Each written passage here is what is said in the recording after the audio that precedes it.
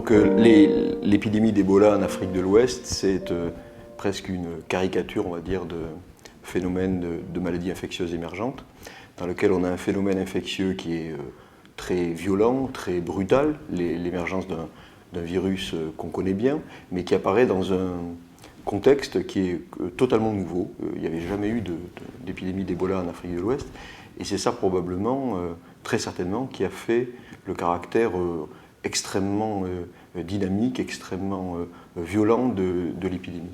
Alors il y a une chose qui est très intéressante à constater, c'est que pendant les épidémies, les émergences d'agents pathogènes violentes, on a très souvent des reproches qui sont faits aux autorités de santé publique, aux autorités publiques, pour la lenteur de leur réaction et l'absence d'efficacité de leur réaction. Alors, cela dure depuis une trentaine d'années qu'on parle des maladies infectieuses émergentes.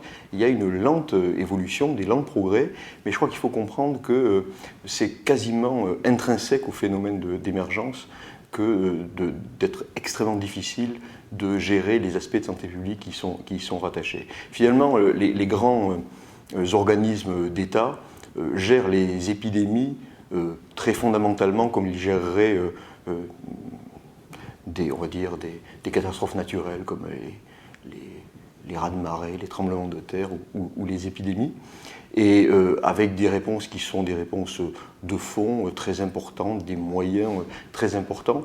Et finalement, cela est relativement mal adapté aux maladies émergentes. Parce que dans les maladies émergentes, il y a plusieurs caractéristiques qui sont très particulières. La première, c'est que les victimes des épidémies sont des acteurs actifs de cette épidémie. Ce qui n'est pas du tout le cas quand vous avez affaire, par exemple, à un tremblement de terre. C'est-à-dire que ce sont les acteurs, les victimes, qui sont les acteurs de la propagation de la maladie, et donc leur comportement, la manière dont ils se comportent au quotidien, va avoir un retentissement très important sur la dynamique de la maladie. Ça, c'est un premier point. Le deuxième point, c'est qu'il faut faire son deuil en matière d'émergence de prédiction. Il faut savoir en faire son deuil parce que autant on sait bien qu'après une inondation, la gestion va être longue, va être douloureuse, mais les eaux vont finir par refluer, autant la manière dont se comporte une épidémie est quelque chose qui est fondamentalement extrêmement difficile à prévoir. Et d'épidémie en épidémie, d'émergence en émergence, on devient de plus en plus modeste sur nos capacités de prédiction de ce qui va se passer la semaine après ou 15 jours après. Et par contre, on doit s'améliorer, et on s'améliore sur la flexibilité de la prise en charge et la capacité à prendre en charge de manière de plus en plus rapide et de plus en plus efficace ces épidémies. Alors les reproches qui sont faits au pouvoir public sont constants. On les a eus dans l'épidémie de chikungunya, on les a eus dans l'épidémie de vache folle, on les a eus dans les épidémies de grippe, on les a encore dans l'épidémie d'Ebola. Ce que je veux dire, c'est qu'il n'y a pas du tout de ma part l'idée qu'on ne peut pas faire beaucoup mieux. Bien sûr, ces reproches sont souvent fondés, mais il faut aussi comprendre que la flexibilité et la rapidité de réaction ne sont pas la qualité première des grands programmes d'État tels que ceux qui vont permettre de répondre aux catastrophes naturelles. Alors il y a quelque chose qui est particulièrement difficile à mettre en place pendant une épidémie maladie émergente, ce sont les aspects de recherche. Il est difficile de faire cette recherche parce que l'événement arrive très vite, qu'il ne dure pas très longtemps, donc par essence il est difficile de lancer des programmes de recherche, de les développer et de les terminer. Alors, je voudrais ici parler brièvement de deux aspects. Le premier, c'est le diagnostic. Comment est-ce qu'on peut développer le diagnostic au cours d'une épidémie, et ensuite parler un petit peu des traitements. Comment est-ce qu'on peut développer le traitement. L'exemple de l'épidémie d'Ebola est absolument caricatural pour le diagnostic. Jusqu'à présent, le diagnostic d'Ebola était fait systématiquement dans des centres de référence. C'est-à-dire qu'il y avait dans le monde une petite dizaine d'endroits dans lesquels on faisait le diagnostic d'Ebola. Et la maladie arrive en Afrique de l'Ouest, dans un endroit dans lequel il n'y a pas de centre de référence pour faire le diagnostic, et le nombre de cas est tellement important qu'il faut de toute évidence faire le diagnostic sur le terrain. Et d'un seul coup, on se trouve dans une situation totalement nouvelle, dans lequel il ne faut plus donc envoyer les prélèvements à un centre de référence, il faut faire tout le diagnostic sur place. Et là, on imagine l'immense difficulté. Il s'agit d'un virus de classe 4, c'est-à-dire un virus extrêmement dangereux à manipuler. Il faut installer des laboratoires qui soient de niveau 4 dans des endroits parfois extrêmement reculés, comme ça a été le cas par exemple en Guinée.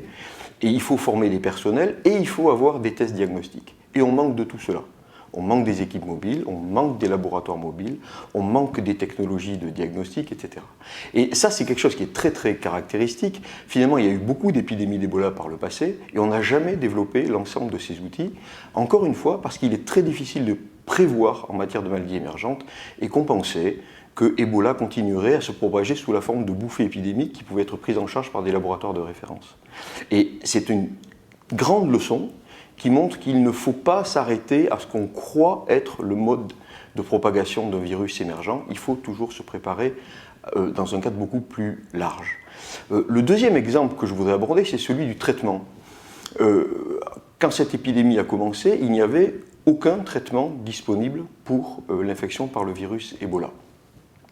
Et cela paraît aussi extrêmement étonnant, car le virus finalement a été découvert en 1976, il y a eu de multiples épidémies, il y a eu beaucoup d'argent qui a été consacré à la recherche sur Ebola, et on attaque la première, on va dire, très grande épidémie d'Ebola sans le moindre traitement disponible.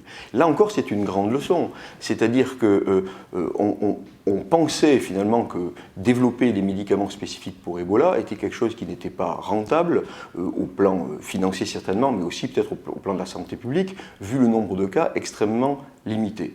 Eh bien, c'était une erreur. On a aujourd'hui une grande épidémie et cela nous apprend également qu'en matière de pathologies émergentes, ça n'est pas la rentabilité à court terme, en particulier en thérapeutique, qui doit prévaloir, mais c'est une approche beaucoup plus globale, beaucoup plus systématique, qui puisse s'appliquer aux cas qui sont les cas les plus redoutables qu'on puisse imaginer.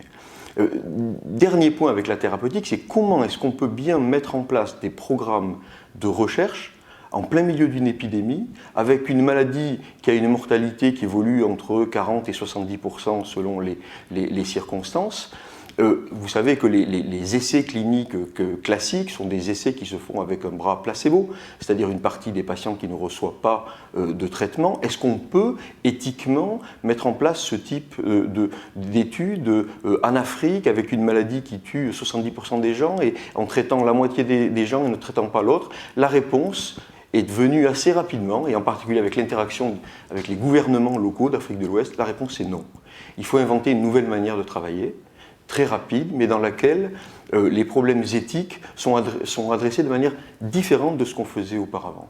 On ne peut pas lancer des programmes de recherche contre une maladie comme Ebola, comme on le fait contre les maladies chroniques, par exemple. Et donc on voit arriver des programmes d'études dans lesquels la manière de procéder est assez nouvelle et dans lequel il n'y a pas de bras placebo qui est mis en place.